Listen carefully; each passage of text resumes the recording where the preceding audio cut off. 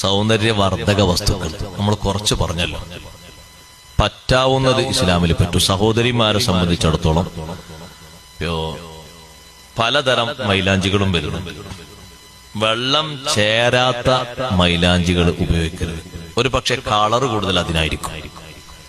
നല്ല കറുപ്പിനോട് അടുത്ത് നിൽക്കുന്ന കടുഞ്ചുകപ്പൊക്കെ കിട്ടും.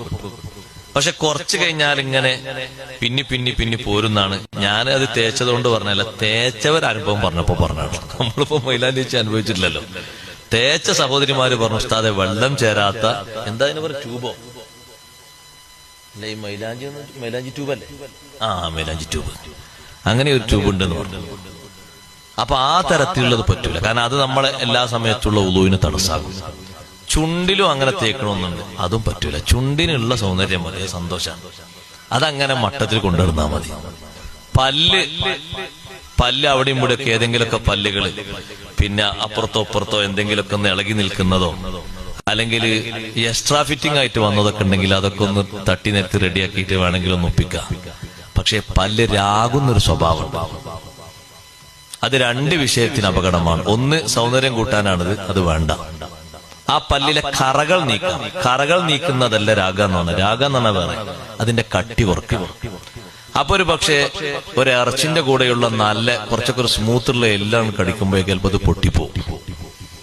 അപ്പൊ പിന്നെ രാഗേണ്ട ആവശ്യം തീരെ വരില്ല. പിന്നെ പ്ലക്കിങ് എന്ന് പറഞ്ഞൊരു പരിപാടി ഉണ്ട്, അത് പറ്റൂല. എന്നാൽ പുരികം കട്ട് ചെയ്യാം. പുരികം ഉള്ള പോലെ ഒന്നോട്ടെ അതിങ്ങനെ കട്ട് ചെയ്ത് റെഡിയാക്കിയിട്ട് അതിമ കുറച്ച് പിന്നെ വർക്കുകളൊക്കെ നടത്തിയിട്ട് പിന്നെ അതിമ കുറച്ച് മെയിൻ്റെനൻസ് ഒക്കെ നടത്തിയിട്ട് അവിടെയും കൂടെ ഒക്കെ കുറച്ച് ചേർത്ത് അവിടെയൊക്കെ വെട്ടി റെഡിയാക്കി കുറിപ്പിച്ച് ഇത് വേണ്ട. ഒരാളെ ശരീരത്തിൽ അള്ളാഹു തആല സുരക്ഷത്തിന് നൽകിയതാണല്ലോ പുരികവും.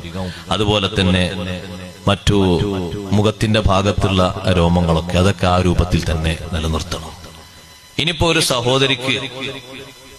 സഹോദരിക്ക് എങ്ങാനും ശരീരത്തില് ഏതെങ്കിലും ഒരു ഭാഗത്ത്, സ്വകാര്യ ഭാഗത്ത്, മേനിയുടെ ഏതെങ്കിലും ഭാഗത്തൊക്കെ രോമങ്ങൾ വന്നു കൂട്ടിക്കോളും. സാധാരണ സഹോദരിമാർക്കുണ്ട രോമങ്ങൾ വന്നോട്ടിക്കോളും. വടിച്ച് ഇടങ്ങേറാക്കിയിട്ട് വൃത്തിയാക്കണ്ട.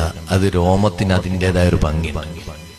പക്ഷെ വടിച്ച് കളയേണ്ട രോമങ്ങളുണ്ട്, അതങ്ങനെ തന്നെ വടിച്ചു കളയണം. അത് അതിന്റെ സൗന്ദര്യം അങ്ങനെ. 10 ദിവസമാകുമ്പോ കക്ഷരോമവും 40 ദിവസമാകുമ്പോ കുഹ്യരോമവും വടിച്ച് വൃത്തിയാക്കണം. അത് യഥാർത്ഥത്തിൽ ഒരു ഭംഗിയാണ്. നഖം വെട്ടി വൃത്തിയാക്കണം. ഒരൊറ്റ നഖവും വളർത്തൽ ഇസ്ലാം പ്രോത്സാഹിപ്പിക്കുന്നില്ല. ആ സൗന്ദര്യം വേണ്ട. പറ്റുന്ന സൗന്ദര്യങ്ങളൊക്കെ പറ്റും. സൗകര്യമായ സൗന്ദര്യങ്ങളൊക്കെ പറ്റും. അതൊക്കെ ഉപയോഗിക്കും. നേരത്തെ കുറച്ചെണ്ണം നമ്മൾ എണ്ണിയല്ല.